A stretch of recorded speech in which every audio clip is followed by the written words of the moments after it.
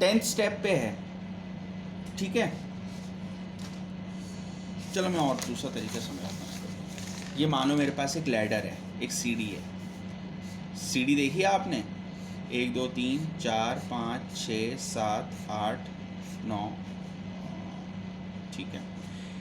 ये पहली सीढ़ी है, ये दूसरी, ये तीसरी, ये चौथी, ये पांचवी, ये छठी, सातवीं, आठवीं, नवीं, और ये आ गई मेरी 10वीं। आप यहाँ बैठे हुए हो, 9th सीढ़ी पे बैठे हो। कहाँ बैठे हो? 9th सीढ़ी पे। देखिए बहुत ध्यान से समझिएगा इसको। 9th सीढ़ी पे बैठे हो, ठीक है। सुबह आप जब मैंने देखा आप 9th सीढ़ी पे बैठे थे, बट जब मैं शाम को आया तब आप यहाँ बैठे थे, तीसरी सीढ़ी पे।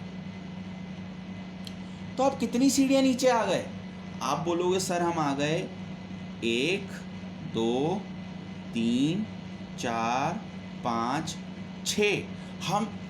आप सुबह मॉर्निंग टाइम पे 9th सीढ़ी पे बैठे थे, इवनिंग में आप 3rd सीढ़ी पे थे। सीढ़ी मतलब लैडर।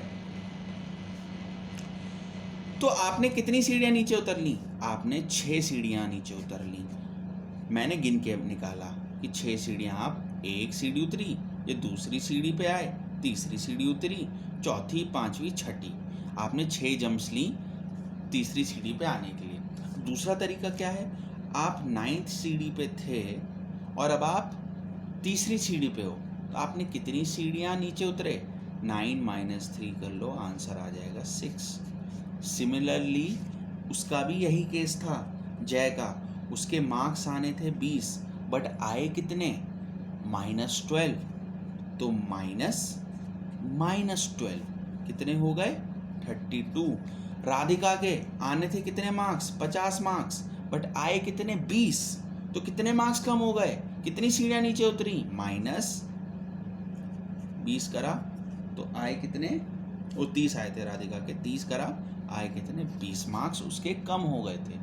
50 मार्क्स की सीढ़ी पे थी, 50 की सीढ़ी पे थी, 30 पे आ गई, तो कितनी सीढ़ियाँ नीचे उतरी? 20 सीढ़ियाँ नीचे उतरी। ऐसी जय का केस था, 20th स्टेप पे था, 20वीं सीढ़ी पे था। अब कहाँ पर है? -12वीं में, -12 सीढ़ी पे है। 0 वाली सीढ़ी पे भी नहीं है, 0 पे भी नहीं, इससे भी नीचे, अंडरग्राउंड, ज़मीन के अंदर चला गया, -12 सीढ़ी में है। तो उसने कितनी सीढ़ियाँ नीचे उतरी? 32 सीढ़ियाँ, 32 सीढ़ियाँ नीचे उतरी। ऐसे हम सुबह के वक्त 9th सीढ़ी पे थे, शाम को आप तीसरी सीढ़ी पे थे, तो कितनी सीढ़ियाँ नीचे उतरी? 6 सीढ़ियाँ, 9 - 3 करके। माइनस माइनस इधर क्या हो जाता है? प्लस हो जाता है। ये मैंने पिछली क्लास में पढ़ा चुका हूँ। आई होप आपको इतना समझ में आया होगा। अभी हम और क्वेश्चंस करेंगे। Thank you very much.